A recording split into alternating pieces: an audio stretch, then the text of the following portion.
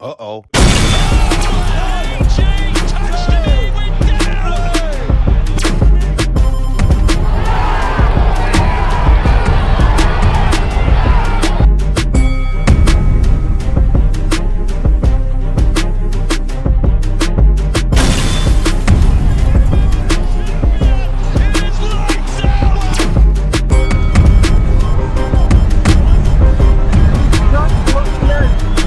In her last two fights. Good way hitting him from that way down.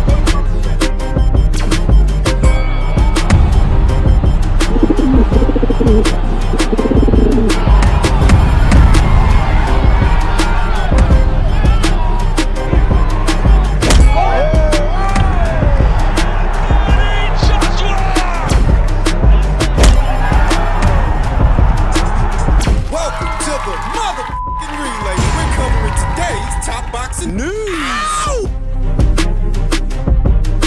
Sky Nicholson and Raven Chapman, who surely now are on your radar. I think you got a little bit sick of people putting those names to you from the very start, but it does feel now that that landscape is closer than it was to start with. Is that fair enough? The gap's closing down, I suppose. I think in their eyes, they believe they're a step ahead of me, like maybe they're ranked above me, so they're thinking, why would I want to go back and box Karras? But I've beaten them both, and me as a person, I'd want to revenge that loss. It's going to happen one day. I don't know how soon it'll be or how far away it is, but them fights will happen, and I do believe I beat them both. So whenever they do happen, I believe I get the win. It's just when they happen. Well, they're not about to happen. They're not about to. No, Sky Nicholson is set to fight the Dominican Republic's own Diana Vargas this weekend. Very soon, Raven Chapman will return to action opposite the ring Sarabia. She's set to return to action. Widespread rumors indicate there's already a plan in motion to put Raven in the ring with Sky later on this year. So where does that leave Karras? Karras Artingstall sports a professional record of 6 wins with no losses, no draws, 1 knockout. She says she beats them both. She said she already beat them both in the amateurs, but this ain't the amateurs, this is the pros. Just fighting in 3 rounders. How are you gonna hold up after 5 rounds? 10 rounds. How are you gonna hold up? How are you gonna be feeling? 10. I think that Karras Artingstall is a dark horse in this division, supremely talented. She's a southpaw, like Sky Nicholson is a southpaw, but where Sky likes to hang back and stay behind her punches, Karras Artingstall likes to step into them. To bring other punches over, string together combinations where Sky is defensive, Karras is offensive, aggressive. Last in action in January of this year, opposite the ring, Brazil's own Lila de los Santos, who she beat by way of a points decision over 8 rounds. You would have thought that they got her back out one more time. Since then, we're in July, going into August. Karras only has 6 fights, and she's only fought once this year. So what fight makes sense for her very next fight? Because she's not knocking on the door of a Raven Chapman fight. She's not knocking on the door of a Sky Nicholson fight. Not by way of the WBC. Tiara Brown, America's own Tiara Brown, is closer to a shot at the WBC title than Karras Artingstall. What should Karras do? Well, by way of both the IBF and the WBO, it just so happens Germany's own Nina Menke is ranked at number 1. She's ranked at number 1 with the both of them. This is someone that Karras Artingstall should look to fight so that she can, in effect, shoot up those ranks. You beat Nina, you get a cushy spot in the rank standings, you come that much closer to fighting for a title. You know, and I know, you're not about to fight Raven, you're not about to fight Sky. You're not close to either of those fights, but what you can get close to is a world title shot, a world title opportunity. Sky Nicholson's got the WBC title at this weight. Amanda Serrano has all the others, but Amanda Serrano is moving up to 140 in her very next fight. She's going to be up there for the next 2 fights, and being honest with you, given the money she stands to make up there, I don't think she's coming back down. So the titles that she's holding, I think she's going to drop them. You fight Nina Menke in your next fight, you beat her. By the time Amanda drops those belts, you'll be in line to pick one up. If you fight Nina Menke by way of the IBF or the WBO, by way of the WBA, Spain's own Jennifer Miranda is ranked at number 1. WBA Gold Champion. Take her out, do it. Fuck her up. Take her WBA gold title, which puts you in position to eventually, at some point, fight for the full one. That's what you gotta do. Because you're not about to fight Raven. You're not about to fight Sky. Half the year is gone. We are 7 months and counting into this calendar year. Karis has only fought once, and Karis only has 6 fights. There's some catching up to do. It's not looking like she's gonna fight over the summer months. Maybe she'll come back in the fall. Stop fucking around and book another fight, Karis. Fucking around. Book yourself a fight with either Nina Menke or Jennifer Miranda and climb up those ranks. Because they're getting away from you. That's what's going on. Raven, Sky, they're putting distance between you and them. What do you bring to the table that they should ever want to fight you? Emmy stories? Stories from the amateurs? About what happened in the amateurs, that you beat them in the amateurs? This is the pros. This is prize fighting. Karis has got some catching up to do. That's what I see. Men's Bridgerweight news, a guy whose name I can't pronounce. This has got to be a fucking joke. Why? Why's this guy's name so long? Ghadzimagomedov and Zhang to fight for the vacant WBA Bridgerweight title. Who cares? But until recently, Evgeny Tishenko of Russia was the recognized WBA Bridgerweight champion, but he tested positive for a banned substance and he was stripped of the title.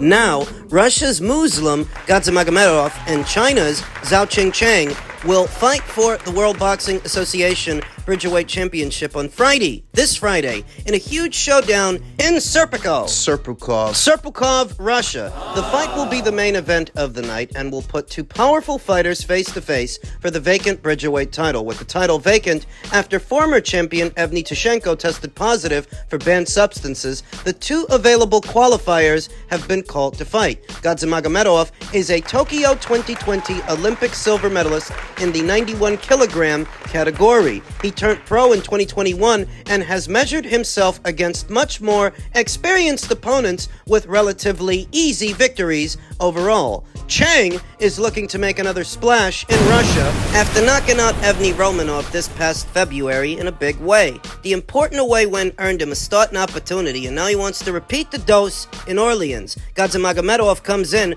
with 3 career wins, only 3, 2 of them by way of knockout, while Chang has 12 wins, 2 losses, 1 draw, and 7 knockouts. So what have I been telling you about the Bridgerweight division? What have I been telling you?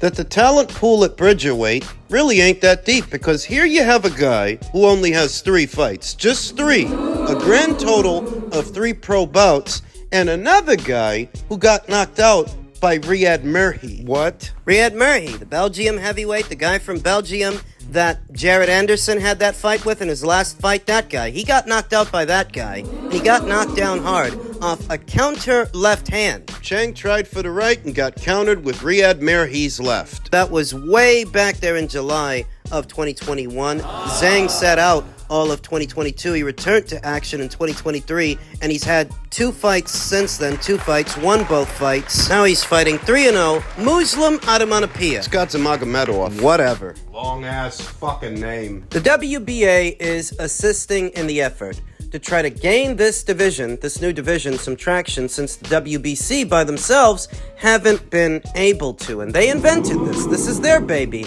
This Bridgerweight, super cruiser, or junior heavyweight division that really doesn't have a deep talent pool. It doesn't get much attention. And without that, fighters that draw attention, fighters that put asses in the seats, pay to be there, pay to watch it. It don't go nowhere, because the lifeblood of a division and of the sport is not how many alphabet titles the WBC can manufacture, how many lanes they can carve out, how many divisions they can come up with. The lifeblood of the sport ain't none of those things. The lifeblood of the sport is the money, the prizes. It is prize fighting, after all. So you just all by yourself cooking up this kooky idea. Let's come up with a division between cruiserweight and heavyweight where nobody campaigns and nobody was asking for this, but let's do it anyway. The WBC came up with this initially. Now the WBA has joined them. They have their version of a Bridgerweight or super cruiserweight title. But how many boxing fans, and I mean seasoned ones, that keep up with the fights from weekend to weekend, how many of them do you think are familiar with Evgeny Tishenko, and how many of them know that he was once WBA Bridgerweight champion for a brief moment in time? And how many of them do you think are aware of this fight for the newly vacated WBA Bridgerweight title? Well, I know that they probably know Lawrence Okolie. At least more of them will be familiar with Lawrence Okolie than they would be with Evgeny Tishenko or either of these two guys. Some people might know him, but I don't even think he plans on staying here all that long. He's got a title defense, a mandated title defense coming up against Kevin Lorena, but he knows, like I know, like you know, that the real money and the real fights, the real talent, it's up there at heavyweight. So I don't think he's going to stick around all that long. Walk around with your WBC Bridger weight title, showing it off to people, but you don't start making real money until you're in real fights with real fighters, real names, real draws, and the Bridger weight division can't give you that. All the Bridger weight division is a bridge for lazy cruiserweights to not have to make cruiserweight. Or undersized heavyweights who really can't hack it at heavyweight, not in the upper echelon, to have another place they can fight for a title in. Now, you may be thinking to yourself, why am I being so hard on these guys, or so hard on this division? Because it's a manufactured division, manufactured by the WBC, likely with the intention of collecting that many more sanctioning fees from that many more fighters they weren't collecting sanctioning fees from before because this division didn't exist. Boxing didn't really need another weight class. So now Zhang is fighting Ghadzimagomedov for the newly vacated WBA title, which will fly largely under the radar. Obviously no U.S. broadcaster for this fight. I don't think very many, if any, boxing fans here in America are besides themselves over that they won't be able to watch it. It's farce. The entire division is a farce. It's farcical. Useless. Ghadzimagomedov wants to make serious money. He's either going to have to boil down to cruiserweight or move up to heavyweight. The same applies to Chang. That's where the money is. Just speaking of money, the proverbial money man upstairs at heavyweight, Anthony Joshua, Eddie Hearn talked about the perception of Anthony Joshua being fragile. He said, AJ has a really, really good chin. Watch the shots AJ took in the Klitschko fight. Klitschko's got 53 knockouts. The right hand that would have decapitated a normal man, AJ got up from. He wasn't even that experienced at the time. Even against Andy Ruiz, he kept getting up. Alexander Usyk hit him with the kitchen sink, and he never had him out. Look what happened to Tyson Fury. Never saw AJ like that in the fight. AJ's got a great chin. Great. Is that how you would describe it? The subject of punch resistance in the heavyweight division is a contentious subject because it's the one division where no matter who you are, you're always one punch away from being knocked out. You're always one punch away from getting stopped. And it's because there's so much weight behind each shot that almost anybody, if they can get through, if they can get in with something clean, can hurt a guy. So when you talk about punch resistance at this weight, who's got a chin and who doesn't, it's a bit of a dicey subject. Because this is the one weight where almost anybody can hurt anybody. You think about the punchers that Anthony Joshua has fought. Dillian White, Vladimir Klitschko. Dillian is a puncher. He's got his limitations as a fighter, tactically and technically, but he is a puncher, and we know Vladimir's a puncher. He's got 53 knockouts. Povetkin was one of the better punchers of the previous era. Even into the latter stages of his career, he remained dangerous. You see what he did to Dillian White in a fight that he was losing. He stopped Dillian. But before that, he got stopped by Anthony Joshua. I never saw, up until that point, I never saw nobody ragdoll Povetkin like Anthony ragdoll Povetkin. And he got touched up. He got touched in that fight. I remember Povetkin getting through with a short left hook, the way he often does. And Anthony took it. He didn't go down. He didn't go out. The shot got through, and he absorbed it, but he weathered the shot, got back in the fight. So he fought a puncher in Dillian White, another puncher in Vladimir Klitschko, yet another puncher in Alexander Povetkin and Andy Ruiz. Andy's a puncher. What do you think Joseph Parker was so gun-shy when he fought that guy all those years ago? Andy's a puncher. Now, granted, Andy knocked out Anthony Joshua. He did. But Andy's no slouch. To a lesser extent, Francis Ngannou, who sat Tyson Fury down, sat him on his ass. To a lesser extent, he's a powerful guy.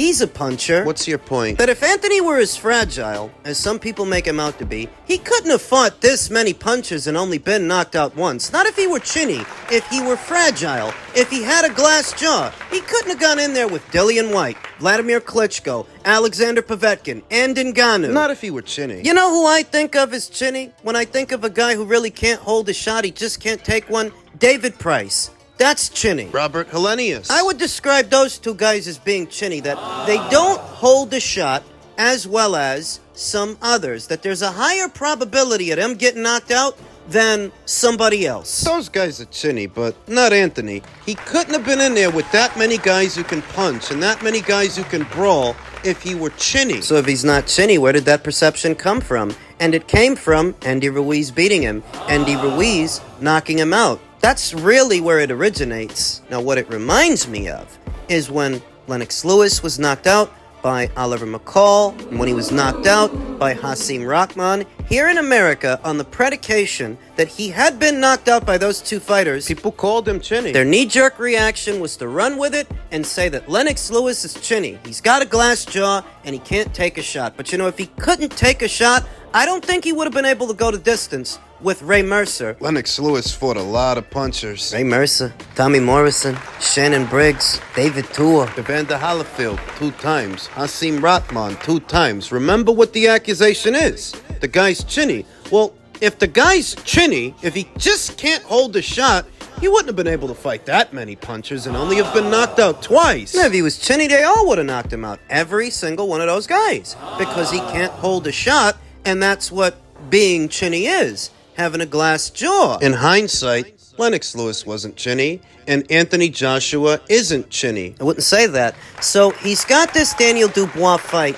coming up. Daniel is a puncher. Daniel's riding high. He's got 2 very solid victories he's coming off of. The victory over Jarrell Miller, the more recent victory over unbeaten Filip Hrgovic. 2 victories over 2 unbeaten guys. He's riding high. And Daniel is a puncher. He is explosive. So here we see, again, here's Anthony Joshua again, fighting yet another puncher, so that Joe Blow in the audience, a Joe Blow with a podcast, can say that he's chinny. What? I don't think so. It's your opinion. You're entitled to it, if that's your opinion. But I disagree. I don't consider that guy chinny. Now, David Price. He's chinny. Robert Hellenius at heavyweight. A guy like Tony Harrison at junior middle. That's what I consider chinny. The kid from Canada, Stephen Butler, at 160 pounds. That's what I consider chinny. You get through with a solid shot, he goes right down. Jorge Linares. He's chinny. I think he's chinny. Chris Colbert. I don't consider Anthony Joshua chinny. I don't. I just think that was a knee-jerk reaction from a lot of people who were waiting for something negative to say. So naturally, when he gets knocked out by Ruiz, that's all I ever want to talk about. It's a gross oversight, an overstatement.